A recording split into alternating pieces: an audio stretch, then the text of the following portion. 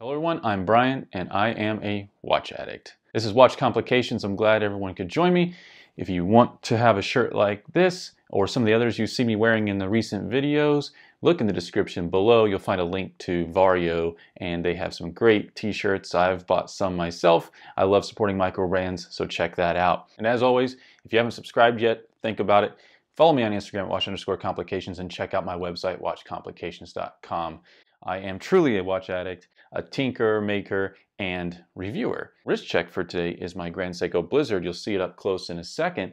What we're looking at though is the strap. I got a special custom leather strap from Múgatoo Paris via Timeless Luxury Watches in Plano, Texas, where I got the watch. This is a strap that's designed and meant specifically for a series of Grand Seiko cases, and I had to have one. I wanted to splurge on this particular timepiece. It's a special one in my collection, and I thought, why not? So we're going to take a look at that, and you'll see the watch up close in there, but really the focus is a strap review, and I'll talk through all the specifics, pros and cons. So here we go, watch strap review. I guess this video gives you another opportunity to get a close look at my GS. This is the SBGE 249. This is an LE of 250. I've got number 82, and you can check out my review of this particular watch where I go into a lot more detail, give you a macro shot, so that's linked up above. And if you go to the website, Timeless Luxury Watches, you will see that they have a location to look at the different straps from Múgatoo Paris, and there are 4 options available. One is a blue canvas that has white stitching by default. That's $245. There's a tan calf leather, also $245.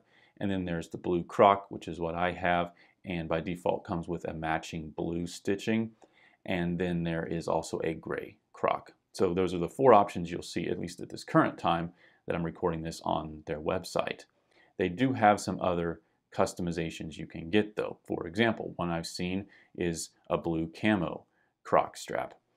One of the pros about these straps is that you can customize them. For example, I wanted the white stitching, which I felt offset with the dial face a little bit better than having it be entirely blue, both the strap and the stitching, and I think I made the right choice there. And they have other combinations. I'm sure you could get them to customize, just take a little bit longer for your order. If it's particularly custom, they don't have it in stock. Now these straps are made for a specific style of Grand Seiko case, and I will put that list up here so you can see what ones they would work on, and they're meant to go seamlessly. As you can see in the way they attach to the lugs, there's a special metal insert in here that makes that flow seamlessly from case and lugs to strap, which you usually don't have, right? You don't want to see daylight between here with that seamless fit like you normally would see.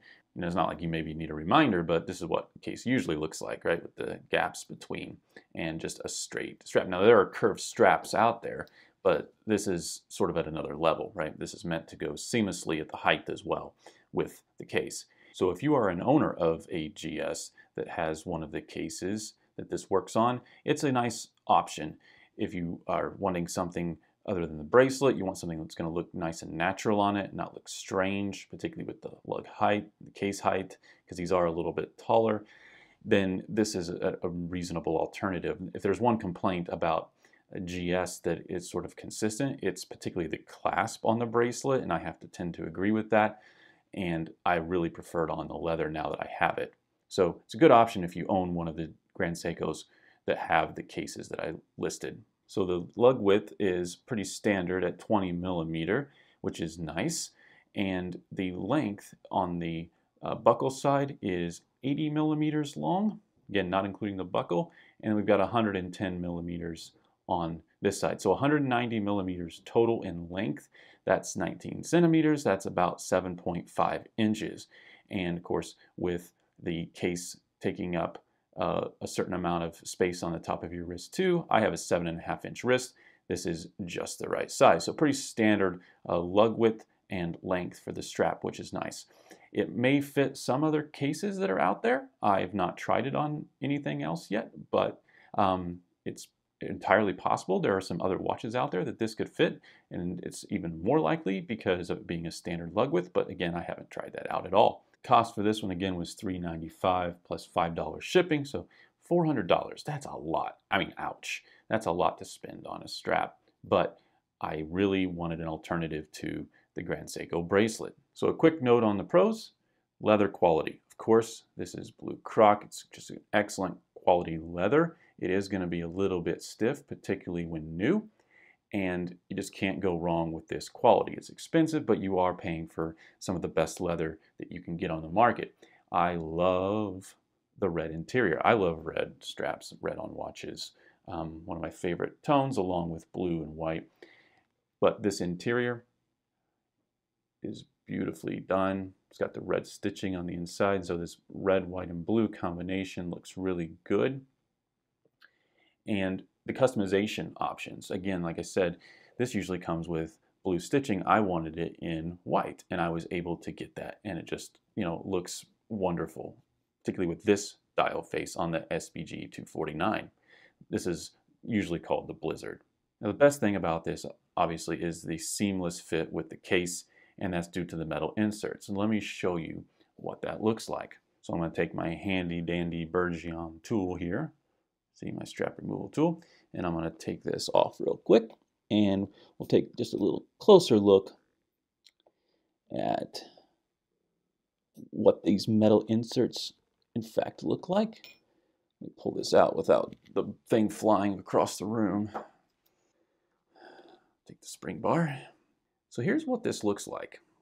They spent time securing this metal insert inside. See, it's made of brass, some brass alloy.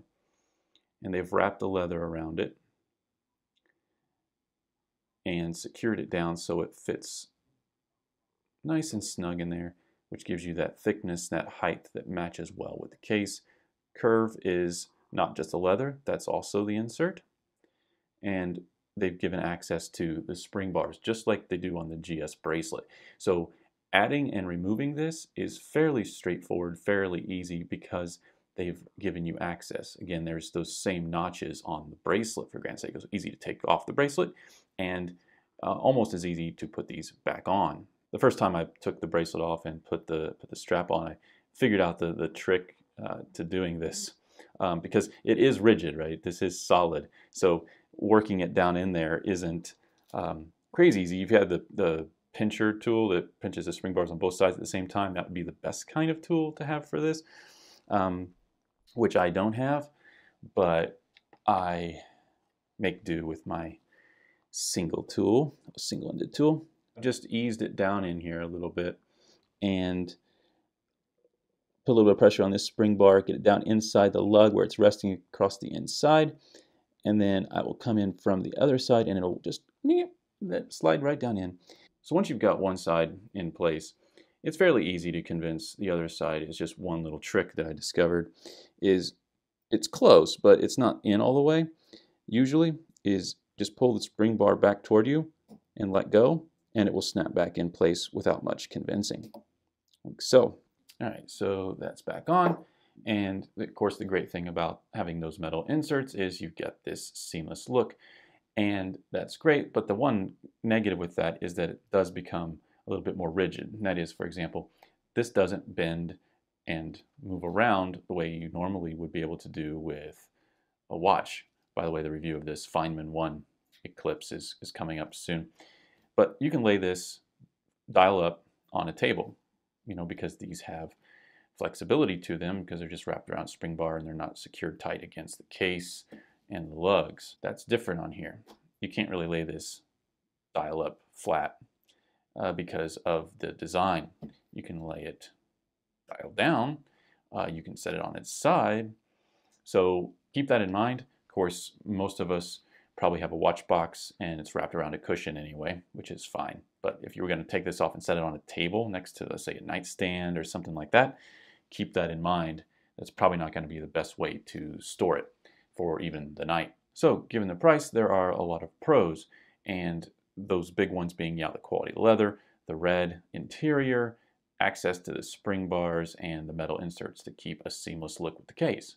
Now, the price, it is high. Again, you're paying for that quality leather, the customization options that are available to you, and you've got a high-end watch here anyway.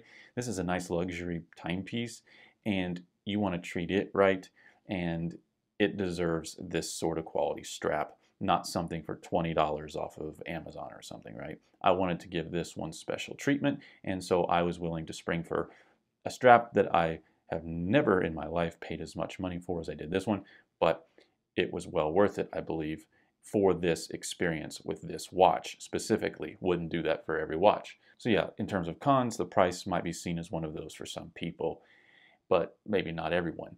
You do have to, again, sacrifice the strap flexibility. It is going to be a little bit more rigid overall when particularly new, because it's a nice, heavy, high quality leather. And of course, again, that dial resting up or down, that rigidity around the lugs might be a con for some people. But the biggest con on this strap, to be honest, is the buckle. It's a high-end strap, high-end work, but they really did not go to town on the buckle. It is a cheap buckle, and I wish they had gone the extra mile with this. Now, it's not that it's bad per se, but it's not great. It's pretty close in terms of tolerances whenever you're trying to actually get it on the wrist.